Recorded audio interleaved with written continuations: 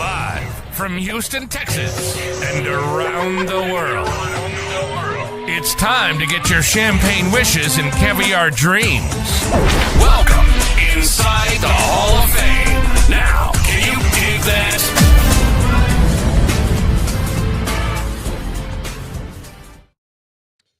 Welcome inside the book. Welcome inside the Hall of Fame. I'm Booker T.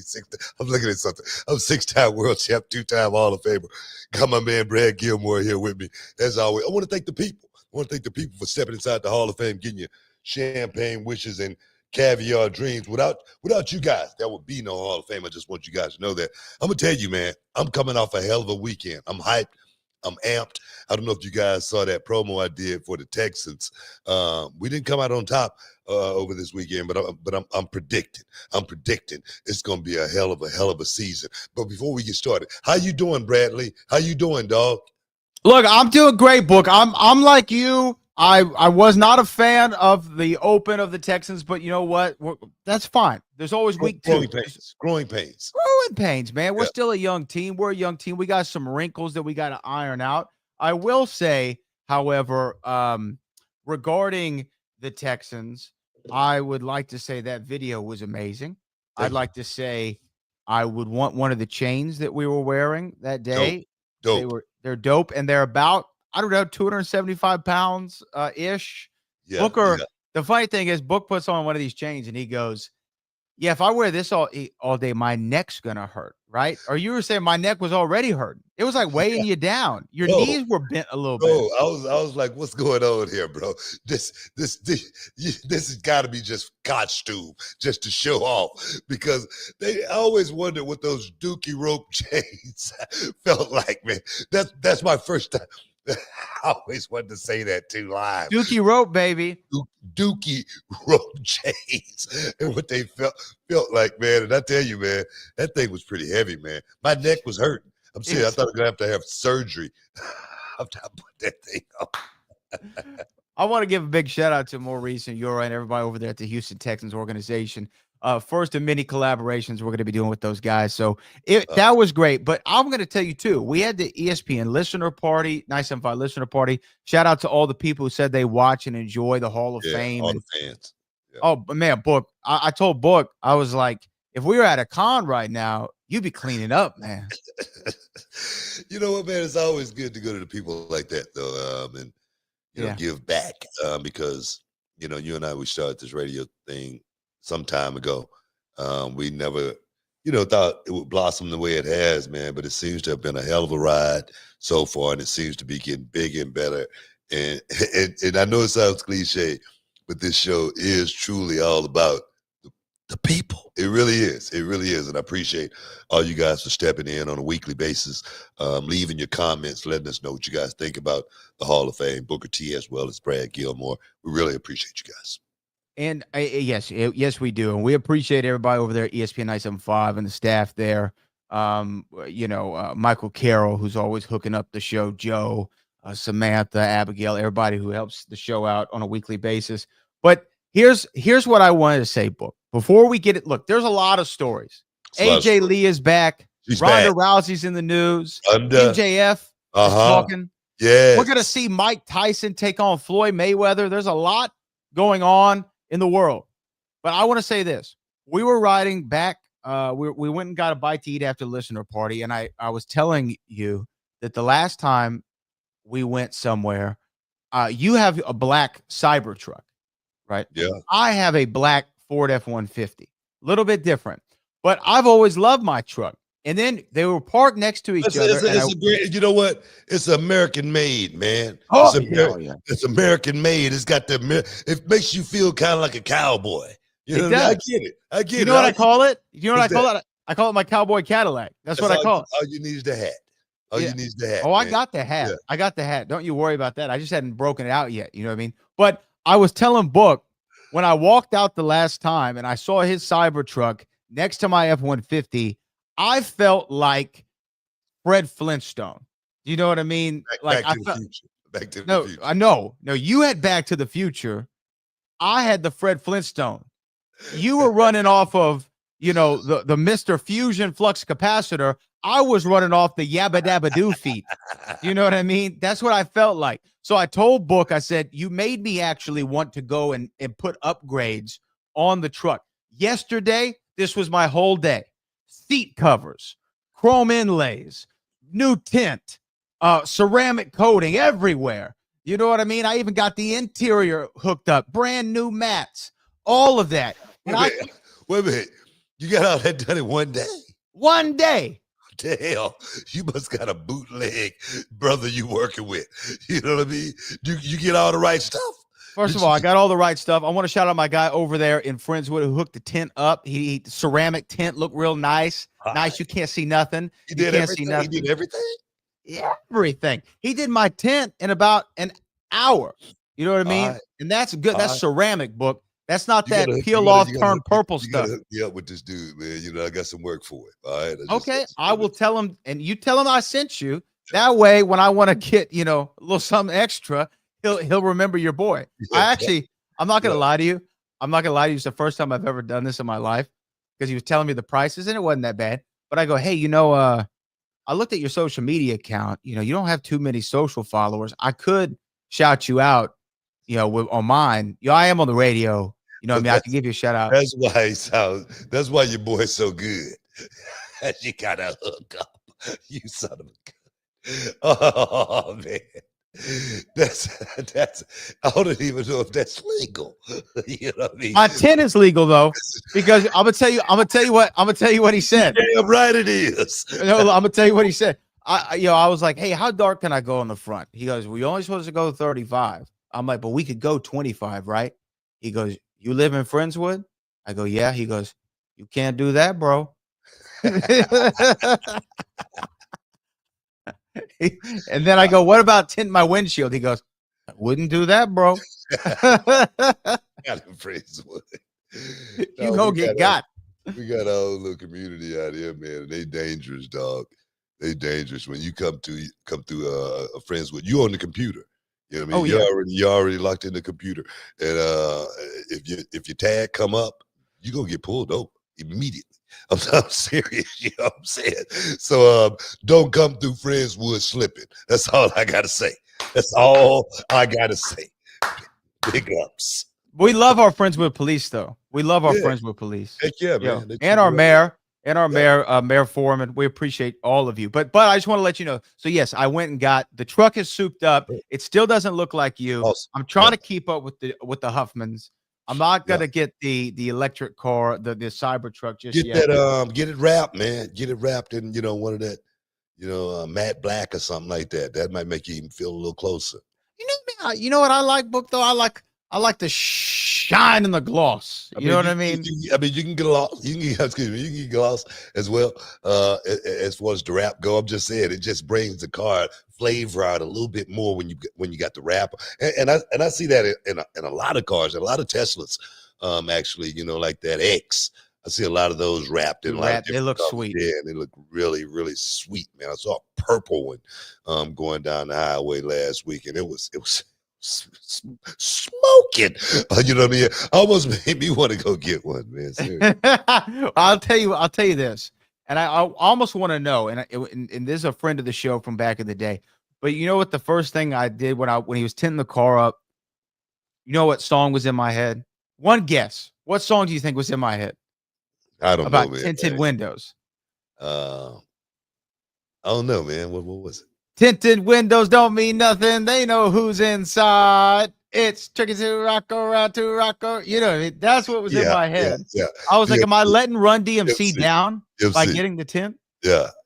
Nah, man. I get it. Nah, man. You want the tint. You want the tint, especially in the H, man. Especially in the H, it gets hot out there. You know what I mean? You got to be looking cool at the same time. I always say, rule number 53, always look cool. Yes, seriously. What? What's rule 52? Don't worry about that. I'm not looking at the book right now, but I just know that's 53. I know you got G14 classification. I haven't made it to rule 52 yet, but now I know rule 53. I feel like I'm ahead of the game. I'm just saying. But no, man, there's a lot to talk about, man. There's a lot to talk about in the world of sports and entertainment. That's what this show is about.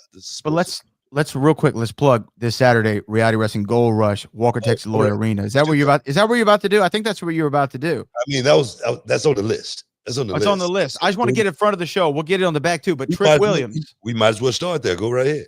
The Trick and A heavyweight champion of the world. He's going to be in the building. He's going to be taking on Gino Medina. Yeah, we know that's going to happen. We know the second ever Gold Rush Gauntlet will be going down. That's right. We know we have a fatal 4-way women's match happening to determine a number one contender. There's a lot going on post Summer Champions 10, and we will see and hear from Danny Limelight. He will be putting his championship on the line, his new Reality Wrestling Championship. So I'm excited for Gold Rush this Saturday. Reality Wrestling Platinum presents Gold Rush. That's right. We got to take a quick break, but before we do, man, did you see the new ID program commercial? Yes, I did. I saw it on social media. How sweet was it, man? It was really very sweet.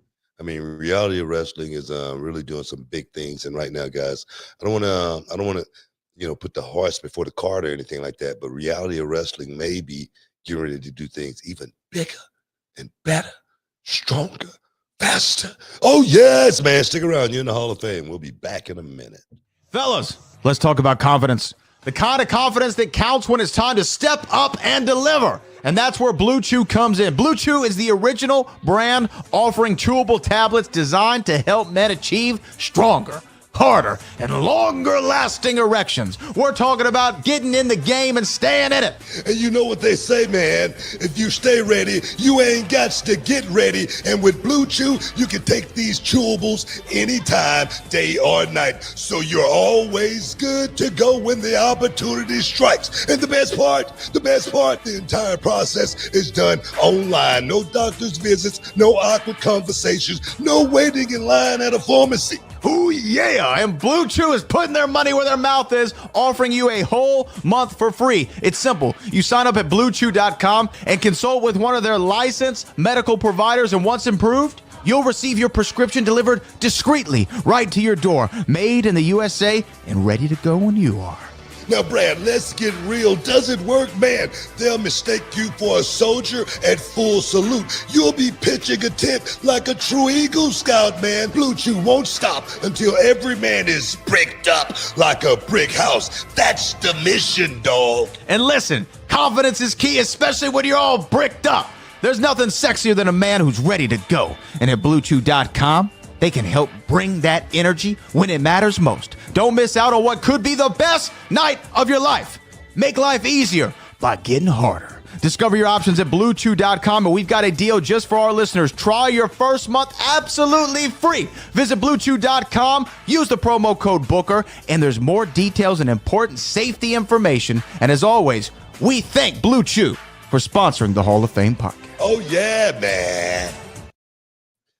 Oh, welcome back inside the Hall of Fame, baby. I'm Booker T, 6-time world champ, 2-time Hall of Famer. I got my man Brad Gilmore here with me. Coming off that commercial, oh my God, man, get bricked up in a heartbeat.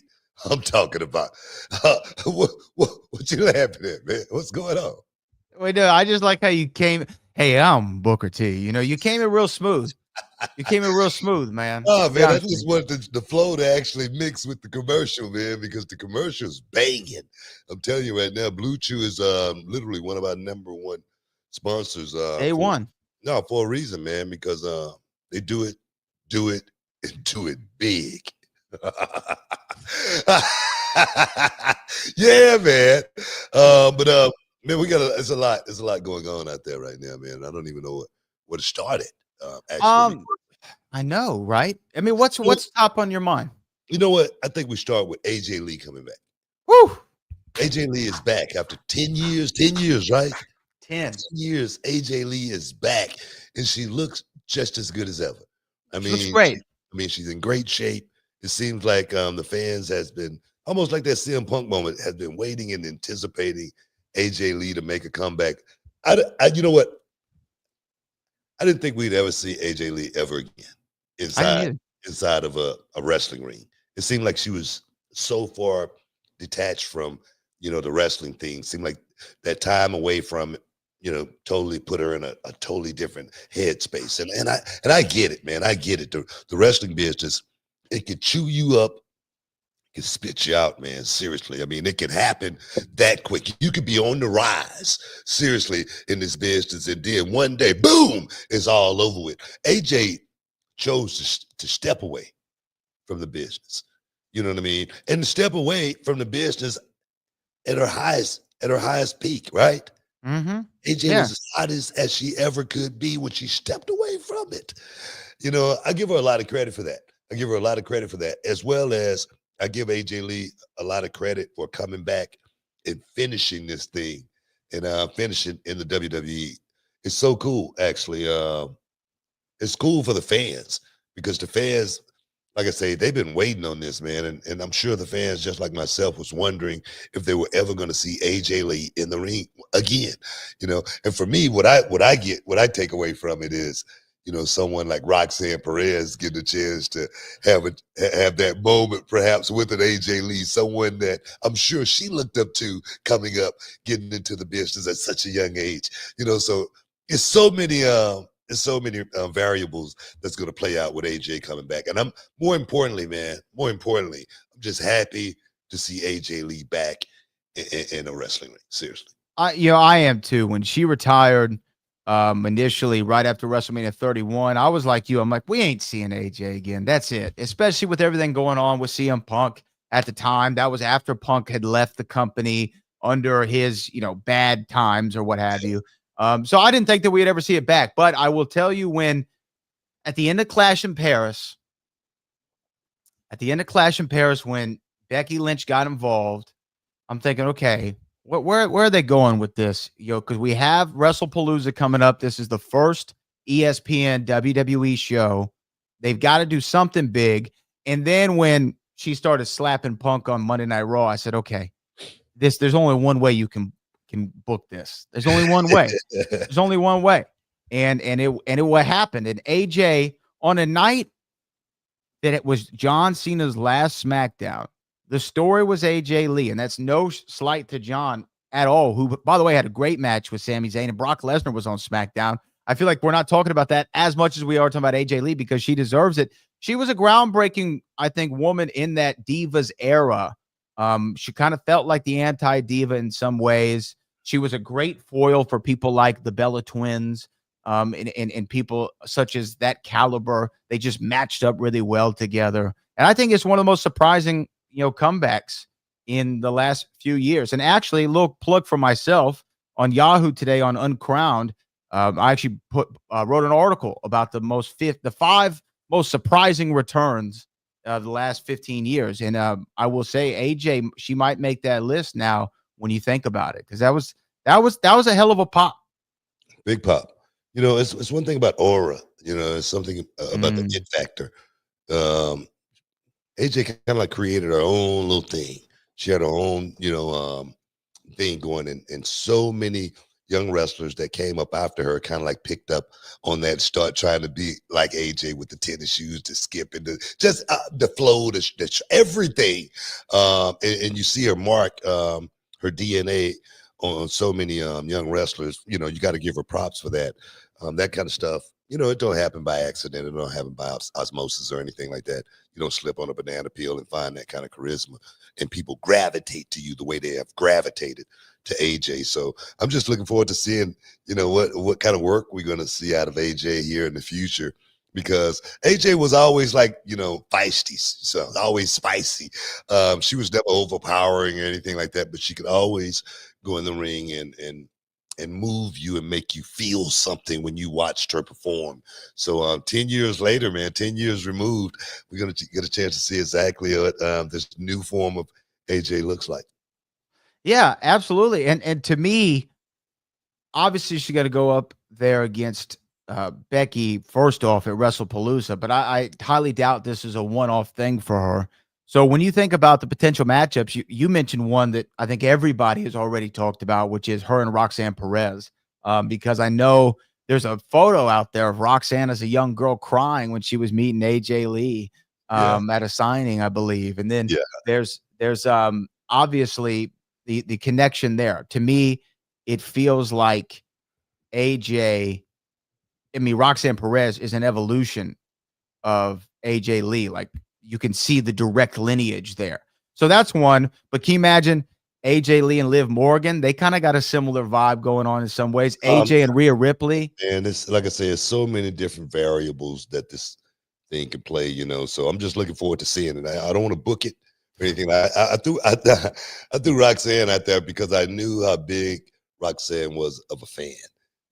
Coming up, Roxanne wanted to be the reality of wrestling champion, as a little girl before she wanted to be the WWE champion. So she's grown up watching, and aspiring to be someone like an AJ Lee. So this is perfect for me. So I'm just going to sit back, watch it, and see how this thing play out, man. It's going to be great.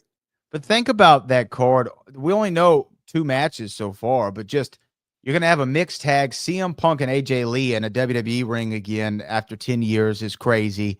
And they're going to go up against Becky and Seth, who are 2 of the very best in the business right now. I think this is actually Becky's heel run this time around, I think, is better than the big time Bex era that she went through. And Seth Rollins continues the romance novels. He's got an encyclopedia of romance novels of the stories that he's been telling as of late.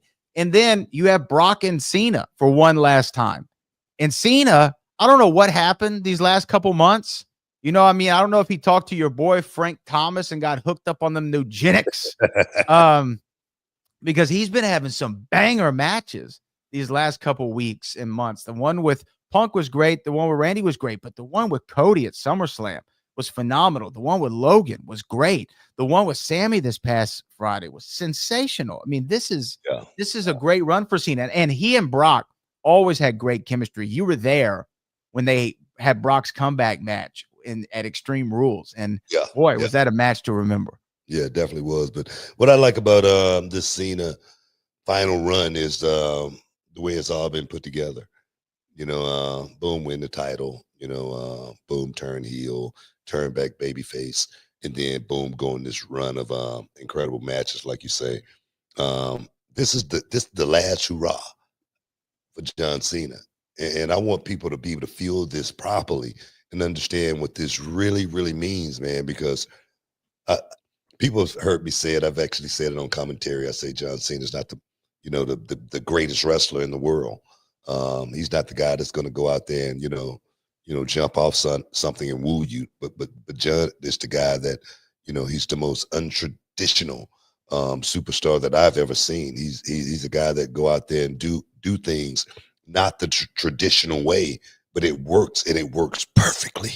I have a saying in my gym, there's no wrong way of doing it long as you do it right. That's John Cena. That's the book of John Cena right there. And to see what he's doing here at the end of his run, I'm not surprised, because John Cena has always put in 110%. I salute John Cena in this final run, man. Go out there and finish it big. Finish the job. Finish the job, man. Yeah, that's it. And I know you and Cena have a good relationship and have gone, back a long way. And for him to be, wrapping it up, it's still as a fan, it still kind of hurts. You know what I mean? I saw him when he first came in, man. I was a big part of, his tutelage and learning process, So, man, I'm just glad to see him finishing it. You know what I mean? That's what I want. One thing about this business, man, it's one thing to start it, but finish it, man. That's the beauty, and that's the goal. That's the goal of every wrestler. At least it should be. Anyway, we got to take a break, guys. Stick around. You're in the Hall of Fame. We'll be back in a minute.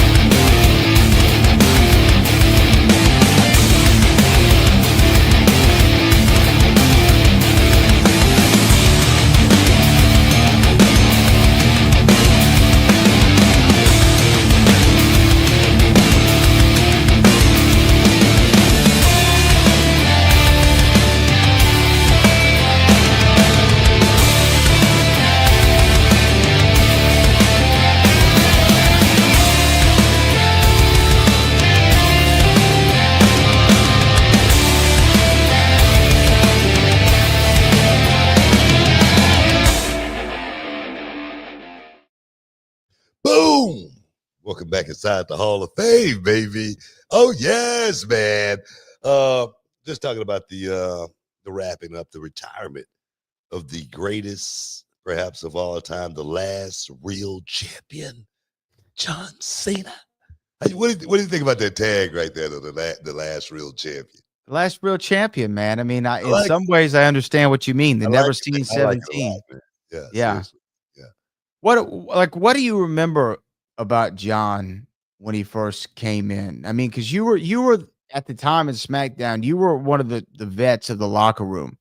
Even though you'd only been there a year or two, you were one of the veterans. So what do you remember about him? I just remember how green he was, man. How you kind of wondered, if he was going to make it.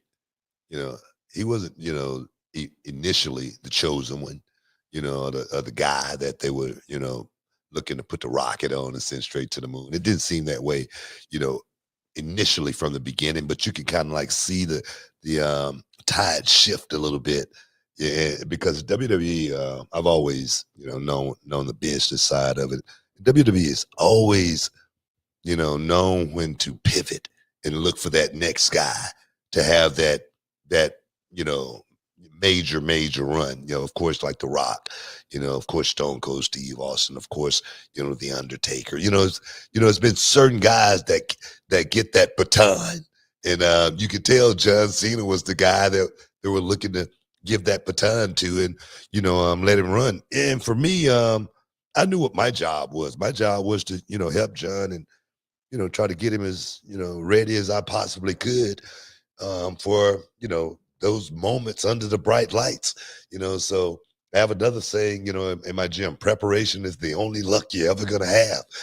So I was trying to prepare that young man to go out there and shock and amaze, man. But I always loved John Cena. I always talk about the time him and I was on 106 in Park, and he went out there and freestyle. And AJ and Free was like, "What the hell? This guy's good." And I'm sitting over here, the black guy, wondering, why can't I rap? I wish I had that gimmick. You know what I mean? But no, man, awesome dude, man. Much respect and much love for John Cena. Yeah, man, it's gonna suck for Cena for me to see him leave. But this is what I wanted to bring you to. There's another conversation that we had. I'm throwing this out here in the atmosphere because maybe it'll happen. Everybody's been talking about who's the final opponent going to be at that Saturday night's main event in Washington, D.C. Even when we were at the listener party, I was asking people, hey, who do you think it's going to be? Who do you think it's going to be? I wanted to get everyone's ideas. The general consensus seems to be The Rock. But if you have seen The Rock in the last couple of days, The Rock is he's a slimmer down Rock. He's slim Rock. You know what I mean? What's wrong with Slim Rock? Nothing's wrong with Slim Rock, but you know what I mean? Like, I wouldn't like Slim Rock's chances against Shamrock. You know what I mean? I wouldn't like his chances against John Cena either. He's looking a little slim. He's doing something for a movie role. And by the way, the hell Shamrock got to do it? I don't know. It just seemed like it rhymed. You know what I mean? I was trying to put some bars together. Just wondering. And that could be Frank Shamrock, Ken Shamrock, any of them. Oh my God. But people are talking about who's the last one going to be. And by the way, I hear the Smashing Machine's a phenomenal film. Can't wait to see it from The Rock. I don't think it's going to be The Rock. So I'm throwing this out here. Who I want it to be. Somebody that comes in, challenges John to your final match, right? Saturday night's main event. John Cena versus Oba Femi.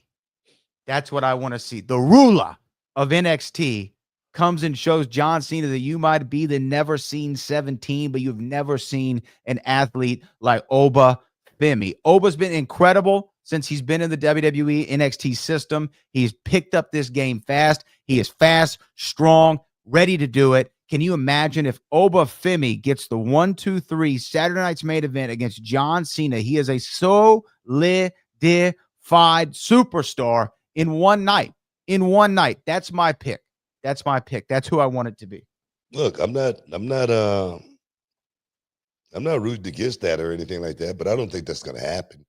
I don't think Oba's going to be the guy, just because I don't know if John Cena really want to go through that kind of pain and really push yourself to, those limits, because those, we always talk about, rules can be, bent, but sometimes they can be broken. Those bones can sometimes be bent. Sometimes they can be broken. You know what I mean? And I don't see John Cena taking some of that hard punishment that Obafemi brings to the table, man. I mean, because this guy, you know, he only knows one way. John Cena will be the guy in there pretty much trying to guide Obafemi to that place to where, man, please just you know, don't hurt me tonight. And I don't think Obafemi is has that mindset to where he cannot not go in there and do what he does at this stage. And the thing is, I say that because the guys that Obafemi has been working with, they could take it. A lot of those guys are young guys. They're not on their way up. It could happen, but I see it being a safer match for John Cena more so than a Obafemi. That's just me. I'm not booking the matches or anything like that. I'm just looking at it from that perspective. Yeah. No. Okay. I hear you. I hear you. But my thing is this. Because if I'm John, let me not to cut you off or anything like that. If I'm John Cena, I know I want to go out there and have a good match, but I know the guy that I choose to actually go out there and have that last match with, man, he has to know exactly what he's doing in the middle of that square circle. It can't be nothing about anything other than that. But go ahead.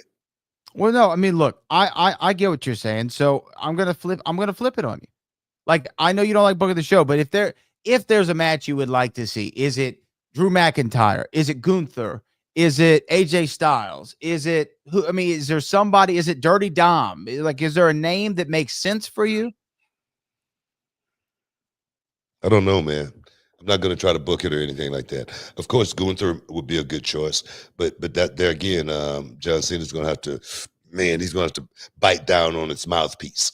Yeah, and maybe John wants to do that. I don't know.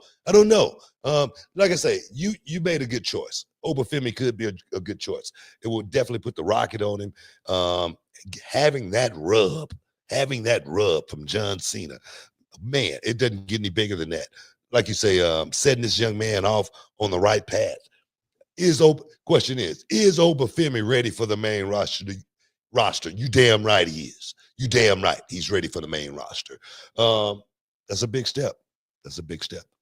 It is a big step, and to me, that's a great way to launch a star. But again, I know that's a shooting for the moon thing. I almost wonder what the chat thinks about who it could possibly be, because there's almost not a wrong answer. I mean, there's also not a right answer. Looking at a name like Braun Breaker here in the chat, what's that? D'Angelo Brown says that's a good one. Yeah, Braun Breaker. Braun Breaker would be great just because I'm watching Braun Breaker and I'm watching this dude mature from when he was in NXT. He's matured like crazy. Just watching him in the interviews, man, you can see him actually growing right before your very eyes. And so he would definitely be a great choice. But there again, I don't want to book the show. I just want to wait and anticipate and see, just like the world. I'm going to wait. When the world finds out, that's what I'm going to find out. How about that? I like it. I mean, I'm not mad at it. We're going to let it go. We'll see what happens with John Cena's final match at Saturday night's main event. Maybe wait, let me throw one more name out. One more. John Cena in his last match. This is shooting for the moon. In his last match, challenges for the TNA championship against Trick Williams. That wouldn't be bad at all. Honestly, I'm not hating on that match either. I would love to see Trick Williams get, a piece of the action, a little ride in the sun with someone like John Cena, because that's a hell of a ride. Whether you understand what I mean by that or not, it's a hell of a ride to get in that car with John Cena and just take that trip for a minute. So somebody like Trick, man, I would love to see Trick, do something like that. I don't know who it's going to be, but guys, don't try to book the show like Brad. All right, don't be like Brad and a lot of these other talking heads, out there. A lot of these other pundits always trying to put the matches together. We're going to talk about that. Because one of these sites they did a story on me actually, and Russell Zone. That's what it was. Russell Zone said that Booker T lost all of his credibility when it comes to criticizing AEW. I think that's something that we really got to talk about because that's a damn bold statement right there that was made by Russell Zone. That I've lost all of my credibility criticizing AEW. Stick around, y'all. You're in the Hall of Fame. We'll be back in a minute, damn it.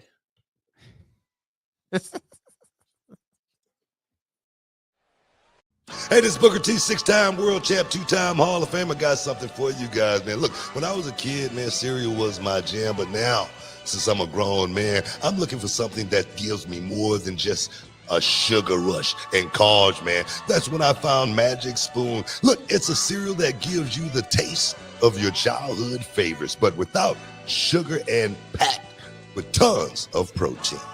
And if you're already a fan of Magic Spoon, then you need to listen up to this because I've got some big news. Magic Spoon has taken that amazing cereal that we all love and turned it into high-protein treats. These new treats are light, they're crispy, and they become my go-to snack, especially before or even after the gym.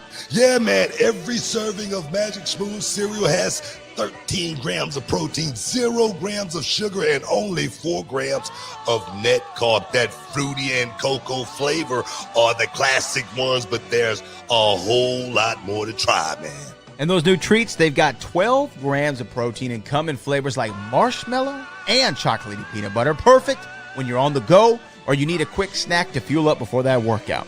Yeah, man, I keep a box in my gym bag, but it's a great late night snack as well. Those treats have that crispy texture, great taste, and the macros that make you feel good about eating them. So Magic Spoon's bringing back those nostalgic flavors, but without all the stuff that we don't want. So if you want to try it for yourself and get $5 off your next order, go to magicspoon.com/HOF. That's magicspoon.com/HOF. Or you can even find it on Amazon or in your nearest grocery store. That's magicspoon.com/HOF for $5 off. Magic Spoon, hold on to the dream. Boom. Welcome back inside the Hall of Fame, man. I'm Booker T, 6-time world champ. Got my man Brad Gilmore here with me, and we chopping it up. We chopping it up. Talking about Russell Zone right now, and Russell Zone did a little piece on me by a guy by the name of Anthony Nash. I want to give him a shout out. I want to give him a rub. I don't know. Maybe he's trying to get a job over at AEW, or maybe he's just writing stories just to be writing them. Because this is my thing. You and I, we talked about AEW because the question was posed to me. Am I correct? Question was posed to me. Did I watch AEW match with the Young Bucks and the Gummy Bear spot? Right? Yeah, I brought it up. Yes, I brought it up. That was a question. And I said, no, I didn't see it, but did they sell the Gummy Bears? And you said like something like a champ. Man, they did this, they would that, would not. And I'm like, well, that's one of the reasons why I don't watch AEW. Because AEW, this is my verbatim quote, because AEW is trying to change the way people watch professional wrestling. They've been that way from day one, as far as trying to change the perception of the way people watch wrestling. And my thing is, I get it. That's those guys and what they want to do, so be it. But I really don't watch it because it doesn't compel me. I say I went to go watch Hamilton.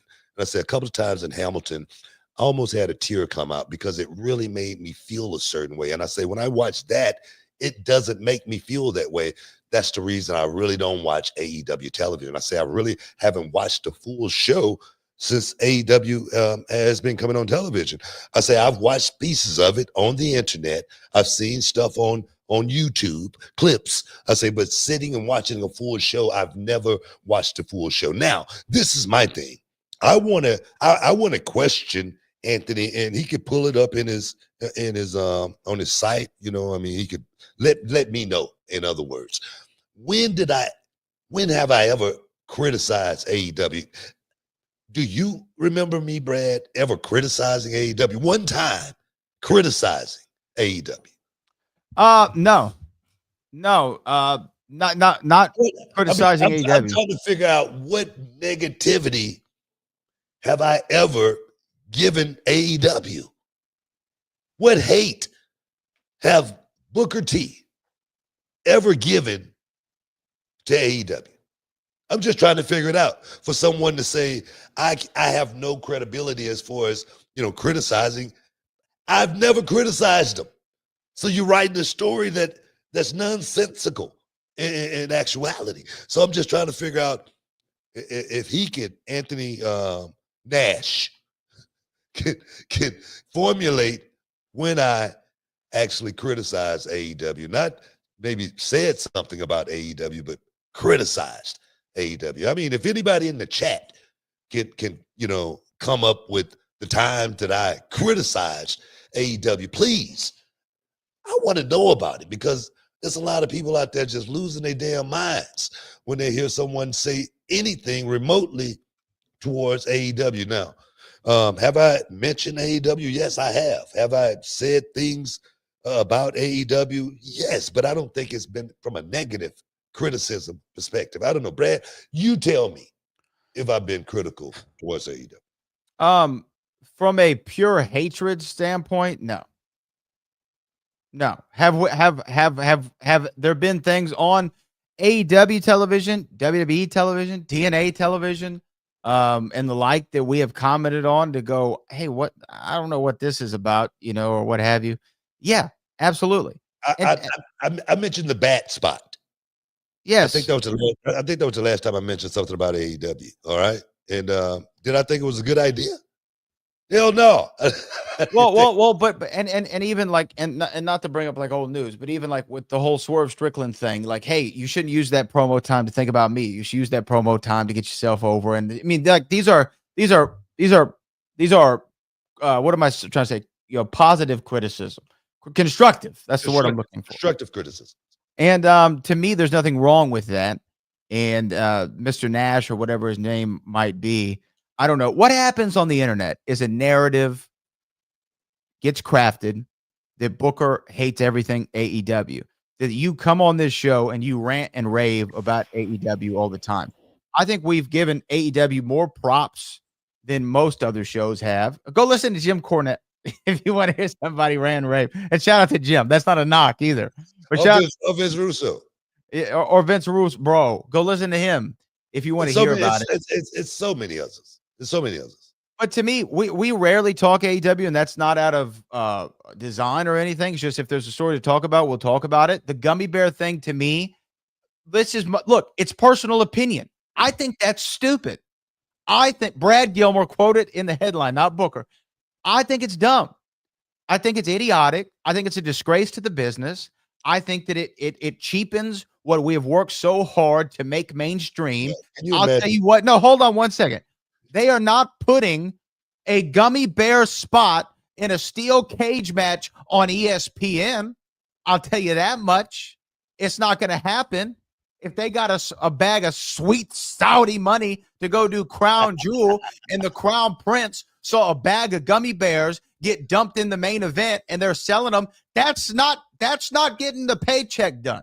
And look, AEW does a lot of great things. They do. They have a lot of amazing talent. But because we criticize one spot, that does not mean we're AEW haters. I want to see some tax and some blood. I don't want to be thinking about taking my vitamins. That's what it made me think about. I got to go get my gummy vitamins. That's what the bat spot was for. The bat spot was a step too far. Can we have the pendulum swing not one way or another? Can we just have it in the middle? What happened to a good chair spot? Can you take a bump on some tax? Put someone through a table. I don't need it to be on fire and explode. And I also don't need gummy bears getting shoved down a man's throat. But look, hold on. One more thing. When the CM Punk and Drew McIntyre had their Hell in a Cell match, there was a spot with beads from a bracelet, right? That they used. Guess what? You were sitting ringside for that. Guess what? That made sense because there was a story that built to it, and it was actually a really clever spot. Now, I could stand corrected. Maybe there's some grand gummy bear conspiracy on AEW Dynamite that I'm not aware of. Maybe this is something that goes back to the days in Japan, in the great exploding gummy bear death matches that they had in New Japan Pro Wrestling that everybody traded tapes on, that I'm sure Tony Khan has in a vault somewhere. But as far as I'm concerned, it looked ridiculous to me, and it made me embarrassed in that moment to be a wrestling fan. I like Kenny Omega. I like the Young Bucks. That being said, it was idiotic. Hey, man, if I would have said that, bro, man, can you imagine what the headline would be tomorrow if I would have said something remotely like that? You know what I mean? And my thing is, like I said, I don't want anybody to think I hate AEW, because I don't. You know, I don't talk about AEW a whole lot just because my mother told me, you know, if you don't have something good to say, don't say anything at all.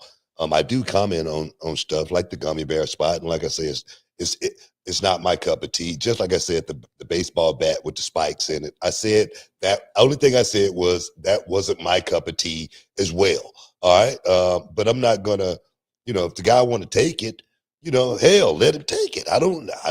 That's on him. But I am thinking about his health and his welfare for his future. I am thinking about that. You know what I mean? So doing something like that could be, you know, could take some years off of his life as far as you know, living a healthy life when he get old. But my thing is that I don't hate on that company. It's even like some stuff that just came out now. We got to talk about it. Go ahead. I'm sorry. We will, but let me say one more thing too, because it's on both sides. Like when WWE had that horrible Hell in a Cell match with The Fiend and Seth Rollins, we talked about it. Everyone remembers the eye for an eye match. I didn't like the concept. Wasn't for me. Back in the day, there was a Hell in a Cell match, Booker. You won't even remember this, called the Dog Kennel from Hell match with Big Boss Man and Al Snow, where they had dog kennels around a Hell in a Cell because I think Big Boss Man stole Al Snow's dog, Pepper. And if that doesn't have Vince Russo written all over it, I don't know what does. But the Dog Kennel from Hell match was dog crap. Like, it was one of the worst things I've ever seen. So I call it like I see it. Look here. You should have said that a long time ago. All right? We didn't have this show then.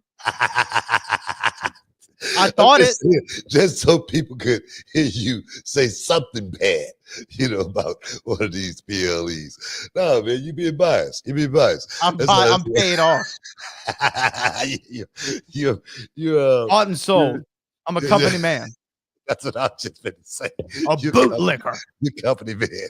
You've been bought. Hey, man, stick around. You're in the Hall of Fame. We'll be back in a minute. Hey, y'all, Booker T here alongside with my main man, Brad Gilmore. And today we're talking about something that could really change the game when it comes to how you get paid. That's right, Booker, because let's face it, life doesn't just happen every 2 weeks. So why wait for a payday? With EarnIn, the money you've earned already can be in your hands today. EarnIn is this incredible app that lets you access your pay as you earn it. We're talking about up to $100 per day and up to $750 each pay period. All you got to do is download the EarnIn app, verify your paycheck, and boom, you can access up to $100 a day as you work. And the cool part, you just leave an optional tip, and any money you access plus the tip gets repaid when your next paycheck rolls in. You know, Brad, I'm always talking about staying ready so you don't have to get ready, right? Imagine having that extra cash for that surprise date night, or maybe when you have to take the furry little friend to the vet unexpectedly. You know. Absolutely, Booker. Or even those times when you need to grab a last minute gift, or maybe you're a little short on rent, or hey, even you might want to pick up some new gear for yourself or your kids or your lady. Folks, make EarnIn part of your financial playbook. Join over 3.5 million customers who are finding financial stability and peace of mind thanks to EarnIn. So don't wait around for a payday. Get your money when you need it and take control of your finances. Download EarnIn today and experience what it's like to access pay on your terms. Get started with Earn In now and join the millions who are getting their pay their way. It's time to earn in, not just earn. Check it out, man. Boom. Welcome back inside the Hall of Fame, baby. I wanted to go ahead. What you got? No. I'm just already like seeing the comments in my head from that last segment. I'm already Yeah. seeing Oh, it. that's on you, dog. Oh That's no, on you. I own it. I All own it. on I you, stand man. down 10 toes. It's all on Say you, something. man. I tried my best to hold you back. You know what I mean? Look, man, don't go there. Don't go there. But you want to go there anyway. but no, it's just facts, though, man. It's just facts. Ain't nobody saying nothing negative towards anyone other than, hey, man, do you, right? Do you, boo? But Whatever makes you happy. but you don't have to like it, though, right? You don't have to like it. That's the thing, man. I mean, if you don't like it, don't tune in. That's what I do, right? Yeah. I don't like it. I don't tune in. It's not my cup of tea. And that could be anything. You know what I mean? That could be like a regular show. Me and Charmel, she watched certain shows. I watch certain shows because her show's just not my cup of tea. Nothing wrong with that. You know, my shows is not her cup of tea. I get it.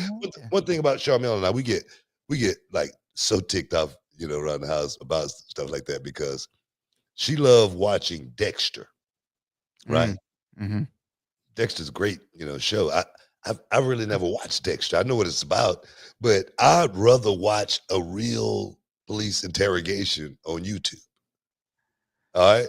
She don't want to see that because it's real.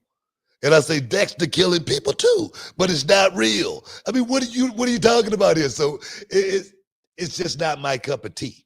That's all. All right. It's not my cup of tea.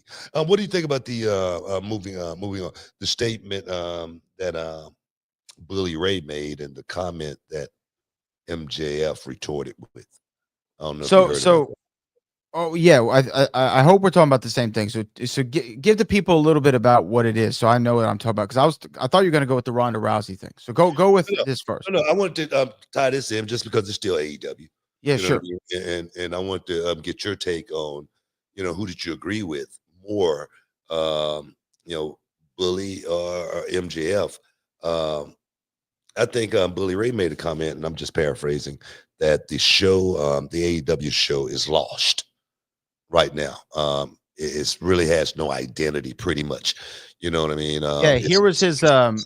Here was, not to cut you off. Here was his quote. Unfortunate, but AEW as a product is lost. There's certainly some bright spots, talent, but as a company, it lacks definitive direction. It is what it is. A company owned and operated by a fan with lots of money. TK, good guy, good heart, and not a booker, and the boys know it. That's what he said. I mean, you know, I get that, but, you know, I mean, Bully could have left that last part out, you know what I mean? About the boys knowing it? As far as Tony Khan doing, you know, being a fan, and he is a fan, but he's a boss too. He owns it. You know, if it's your company and you writing the script, you the booker. Mm-hmm. Whether it's good booking, great booking, or indifferent, you're the booker, right? By definition, yes. So you can't you know, say that. You know, I do agree with Bubba as far as, you know, then again, I don't watch the show enough, but from my perspective, like the gummy bear spot, I think, you know, I would have taken that out and went in a different direction for a match of that magnitude and really gave the people, you know, something a little bit different. But then I don't know if you want to read the retort from MJF.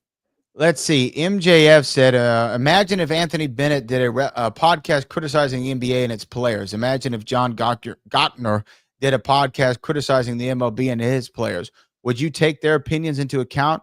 Wrestling fans, I urge you. I know it's hard for you. Stop being dumb, is what I have as part of his response. Now, MJF put out another statement saying this is not about Bully Ray. This was a blanket statement to, you know, guys who say stupid things, whatnot. And I'm just there again paraphrasing. I don't know if you got that one. And the thing is, I agree with both guys. Okay, explain. You know, like I say, AEW, it's their right to do whatever they want to do with their company. Tony Khan, is his right to do whatever he want to do with his company. It's his money. If it's good or bad, it's going to be on him. One thing I say about these young guys, just like when you're mentioning, certain young guys, this is their era, man. It's going to be left the way they leave it. It's going to be remembered the way they went out there and did it. It's not about us. You know what I mean? So when you hear guys from my era critique this era in a certain way, I don't think it's right because, just imagine if they had internet, in our day, and we had the old guys before us saying the same thing that a lot of guys are saying about this era and this generation. I get it. I understand it. You know what I mean? So I understand what MJF is saying. I understand what Bully Ray is saying.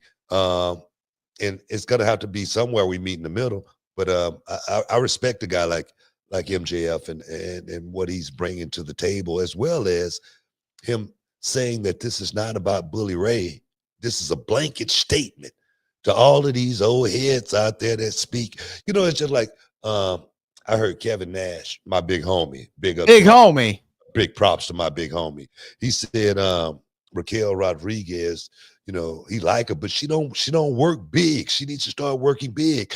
And if Raquel Rodriguez, if she wasn't smart, she would have went on the internet and said something negative. You know what Raquel did? She said, maybe Kevin Nash is right. This guy who made it to the next level. Maybe I need to listen to somebody like Kevin Nash. And now you look at Raquel, she's doing a hell of a lot better. Got people like The Undertaker working with her, showing her how to go out there and work big. Take that advice and run with it, opposed to looking at that guy like they're just an old head. But the way it was framed, Raquel Rodriguez can look at that and say, maybe he's trying to deliver me a message and maybe I should take heed.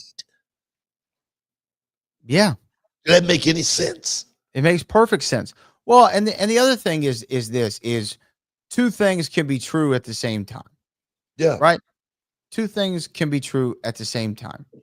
And for what MJF is saying, I completely understand. Look, the guys back in the day, we see it with people like Shaquille O'Neal and Charles Barkley and Kenny the Jet Smith when they do their show on Inside the NBA. They criticize the new generation. Oh, they're taking too many threes. They don't D up. They don't take their time. They don't run plays anymore. There's not a traditional five. I mean, it's the evolution of the game. They played it a certain way. They don't like the way that it's being played. That makes sense. But they also have a legitimate point in criticism because they've done it and they've done it at the highest level. They may be able to tell you something that you aren't aware of. There's a shocking thing out there. The older you get, the wiser you actually do become, believe it or not. But in the same regard, I agree more with Bully Ray because to me, when AEW launched, it had a clear direction. We're the alternative. We're going to give you what you want. We're going to give you a lot of action, a lot of matches, indie-rific, and I don't mean that in a negative way, like an indie-rific style show. We're over the top. Nobody sells nothing. Finisher, finish spam, do the whole thing. We're going to give you those matches. There's going to be 30-minute Broadways. We're going to go to an hour draw between Brian Danielson and Adam Page, right? We're going to do these things. But guess what? That is still their identity, but it's not what the people are gravitating toward. That's why they went from running the All-State Arena in Chicago to the 2300 Arena in Philadelphia. That's not by accident. Look, I'm not saying the blueprint is working. I'm not saying it's the greatest blueprint at all by any means. But damn it, if it's my money, I could take the titles and drag them around the city, and in the back of my Harley if I wanted to, right? Just let the sparks fly. That because it's mine. You know what I mean? I could have a gummy bear match. It's yours. Because it's mine.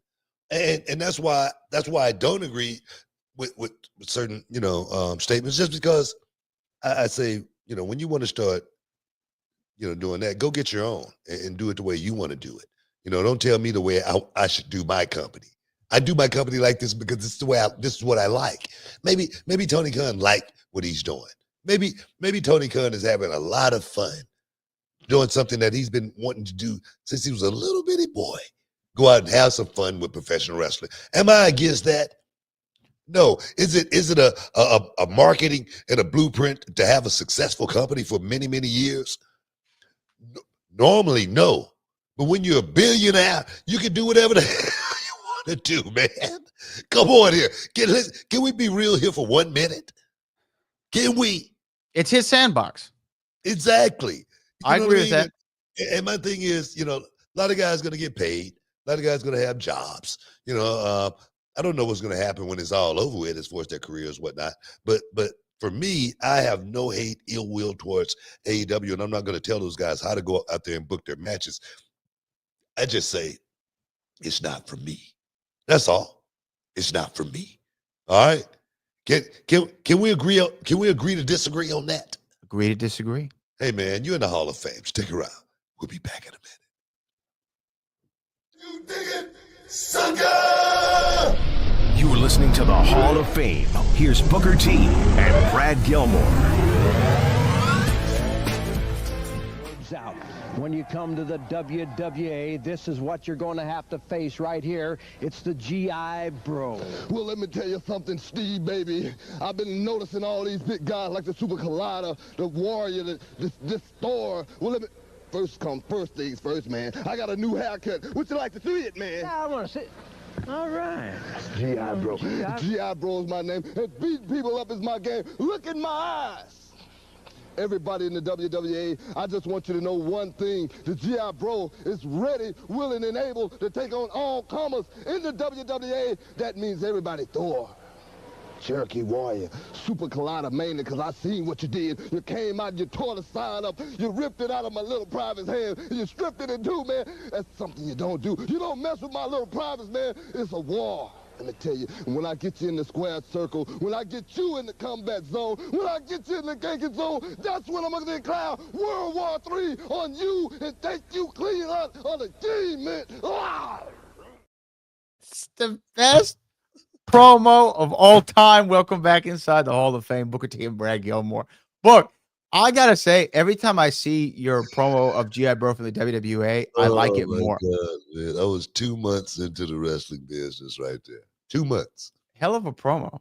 8 weeks, man. 8 weeks in. On live television. On Saturday nights. Hell of a promo. My God, man. What a hell of a run, man. What a hell of a run. You've had a hell of a run. Hell of a Hey, run. I have a couple things. We're going to get to our super chats. This is, of course, our last segment. Reality Wrestling Gold Rush this Saturday at the Walker, Texas Lawyer Arena. Don't miss out. Don't get shut out. It's going to be on like the proverbial pot of neck bones. The Trick and A heavyweight champion of the world, Trick Willie, will be in action against Gino Medina. Well, Book, I have a couple of things I want to ask you. What do you think of Tyson and Mayweather? Hey, man, it's going to be a spectacle. Let's just say that. I don't know. What are they going to have that thing in Dallas? I actually don't know where it's going to be. I'm just wondering. I know it's going to be in 2026, but I'm saying Dallas because it's going to be a spectacle. A lot of people are going to want to show up, see exactly what's going to happen with a fight like that. A lot of, non-boxing traditionals are going to show up for a fight like that just because it's Mike Tyson, just because it's Floyd Mayweather Jr. I don't know. I don't know what kind of appeal this fight going to have, in 2026. I mean, I love Mike Tyson, but we saw Mike in his last fight against Jake Paul, and he just couldn't pull the trigger. And you wonder, what is he going to do with Floyd Mayweather, who was a guy who could dance for 8 rounds or whatever they're going to be doing. And it's one of these fights where it's exhibition where there's not going to be a winner, even if there is a winner. So me personally, I'm not off into it as much as most people might be. Yeah, I mean, look, it is hey, what if Babe Ruth and Barry Bonds were able to do a home run contest against each other? But this isn't. This would sound like it's just a money grab, and hopefully they'll make some money and move on. But I'm more interested in the Canelo Crawford fight, and that fight right there, going down this weekend, and Legion Stadium gonna be crazy, man. Up to 65,000 people could be, a part of that thing, man. 65,000, It could be a part of that thing. So I'm looking to, I'm wondering if Terrence Crawford can go in there and pull it off, man, because man, Canelo Alvarez is impeccable. He really is. He's an impeccable fighter. He doesn't lose. Of course, he has loss on his record, but that was against a guy that was much bigger than him. As far as going out there, actually a couple of losses against Floyd Mayweather as well. My bad. But the guy is, he's an extraordinary fighter. Smart. IQ is very, very high. You know what I mean? So I'm wondering if Terrence Crawford can go out there and match that. If he can, man, what a win that would be for Terrence Crawford stepping up 2 weight classes. So I'm looking forward to seeing that. But before we get out of here, we got to talk about the comments that was made by Matt Riddle. You know what I mean? We got to talk about Matt Riddle for a second. And Rhonda and our super chat. So we got a second. And Ronda Rousey. And I was saying Matt Riddle just because I was listening to my boy Peter Rosenberg talk about him, and everything Peter Rosenberg said is 100% true. And I'm a guy also. I never had any beef with Matt Riddle or anything like that. But I did say I did not think this guy was going to make it, in this business. I didn't think he was going to make it to a heavyweight championship, level just because of certain things. I don't know. I don't know. But I just didn't think Matt Riddle respected the business enough to make it to the next level, because when you come in talking about how good somebody is in the ring opposed to how much money somebody made in the business and for the business. Referring to Goldberg. You are totally on the wrong track. When you getting heat with guys like Brock Lesnar, you're on the wrong track. Not a good idea. And you just don't understand the business more than anything.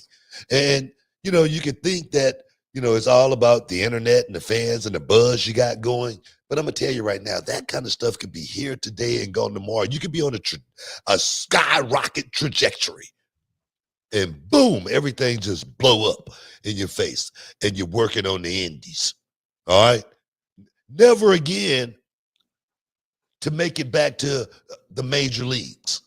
And I do believe that Matt Riddle is going to be one of those guys that will never, ever make it to that high ever again, just because the guy I don't know.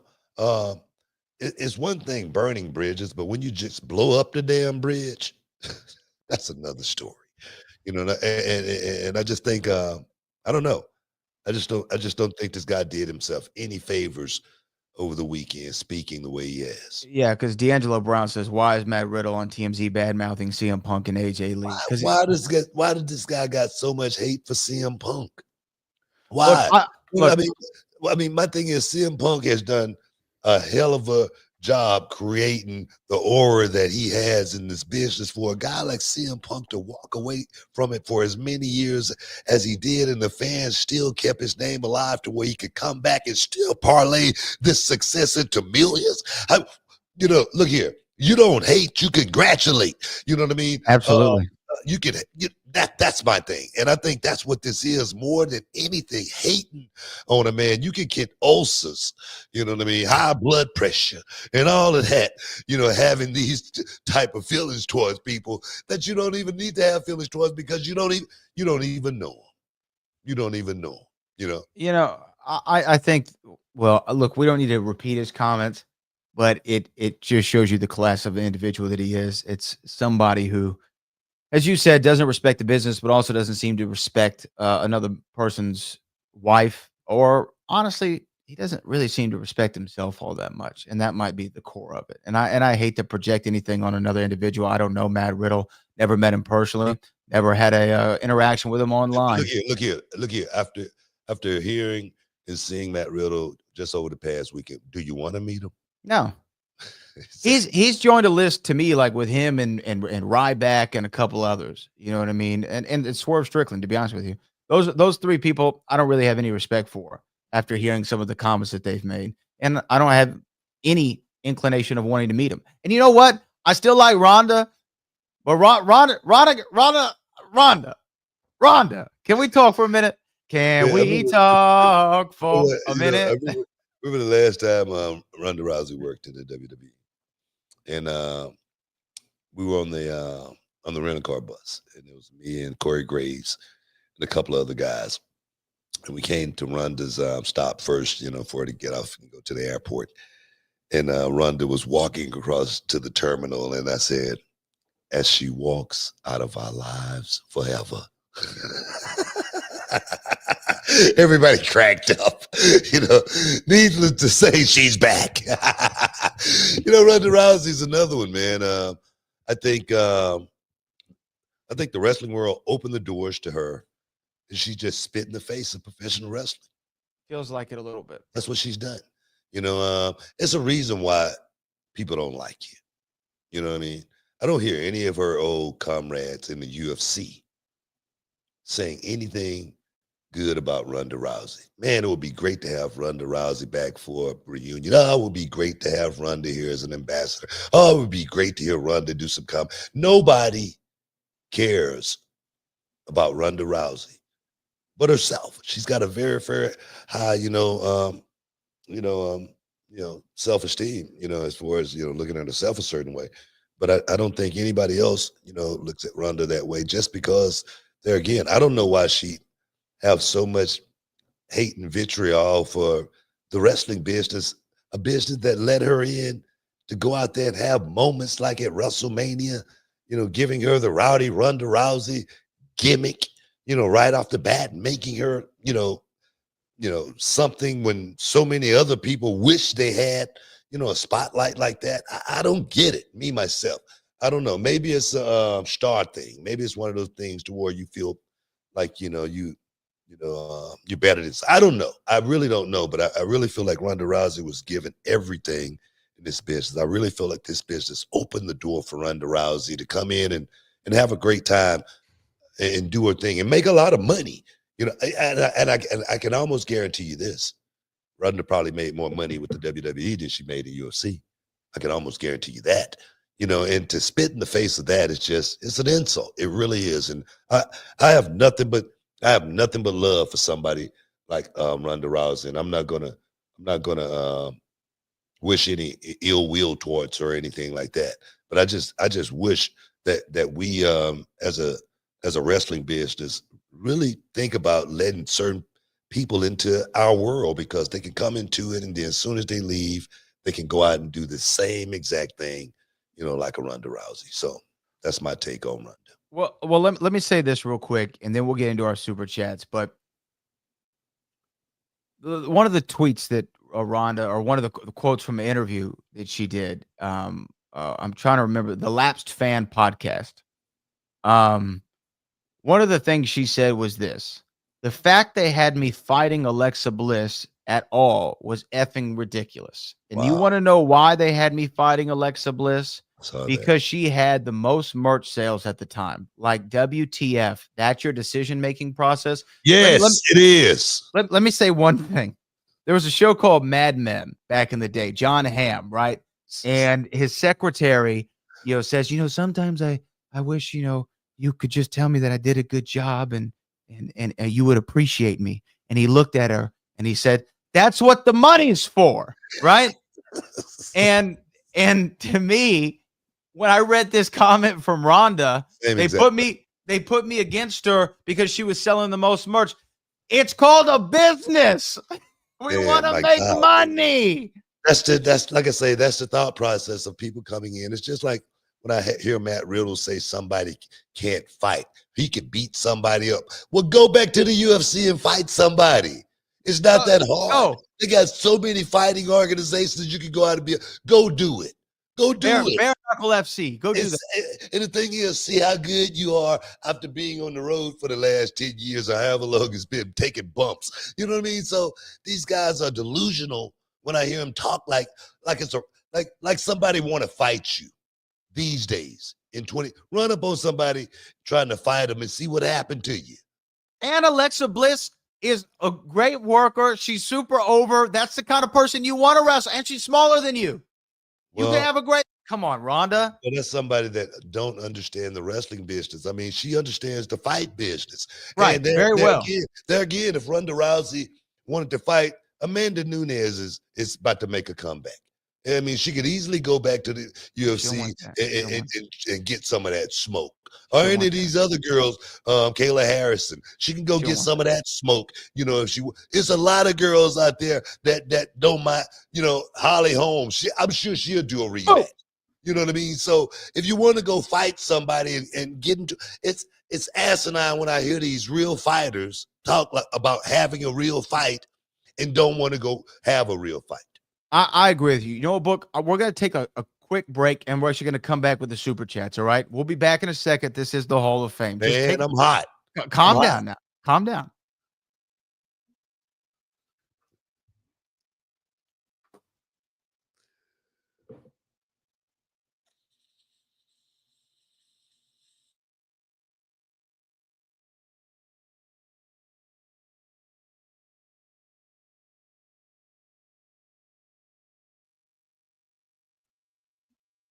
Welcome back inside the Hall of Fame with Booker T and Brad Gilmore.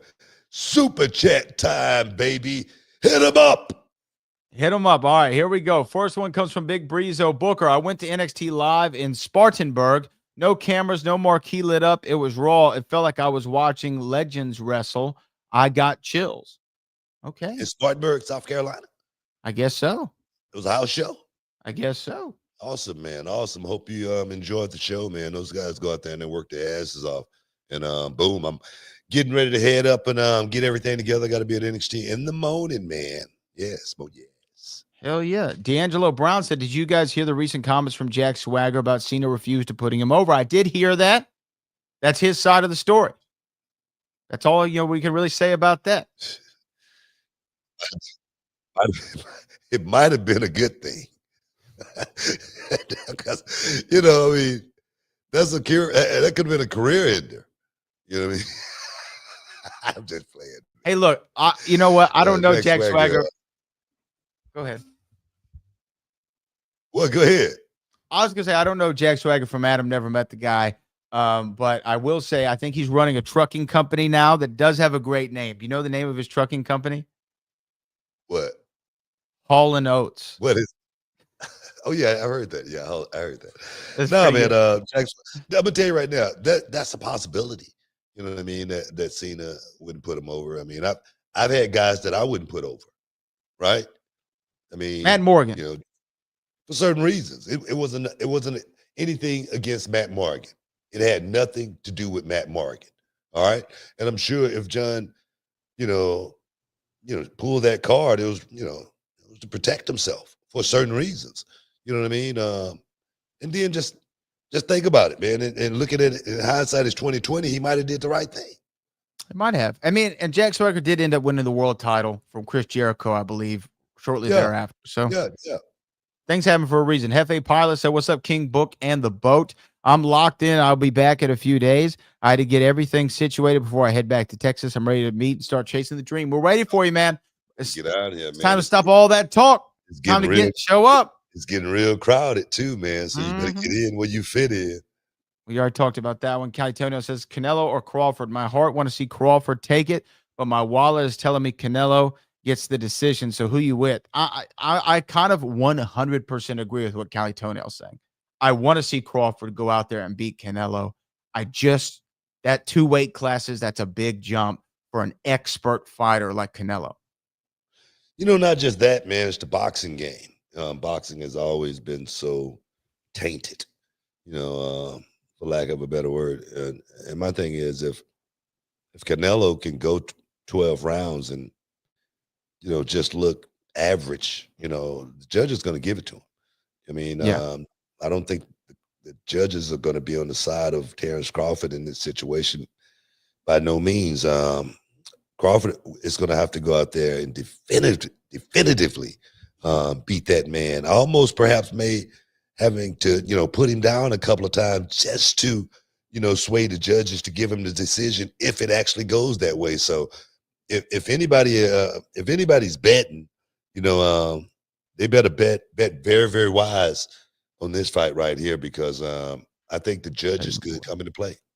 Let me tell you, boys, very possible. Very possible. Serious, man. The next one here comes from Alex Cosentino. Did you ever have any serious contract talks with WWE before the 2001 buyout. I remember in your Hall of Fame speech, you said, Linda said, we finally got you. Yeah, man. No, we didn't have any real talks or anything like that. But when my contract, my final contract, before my final contract, before the last contract that I signed, before that one, somebody had talked to me and said that it was a spot. I can't remember who it was. I got a call, a little bird drop, said that if I wanted, it was a spot for me in WWE. But it wasn't any real talks or anything like that. I heard my brother say something about that one time, and as far as we had meetings with some WWE people, but if we did, I don't remember it. You know what I mean? Nah, man. I got a word, saying, hey, it's a spot over here if you want it. And I was locked in with WCW at that time. I wasn't going nowhere, dog. I was getting paid some good money. I was on my boat every weekend. I was happy. You know what I mean? I was, it was a great time for me, for a young man, coming from the neighborhood. Seriously. So I knew in WWE, and those guys, they worked in all the cold cities. They was working their butts off, looping here. And I didn't want to be.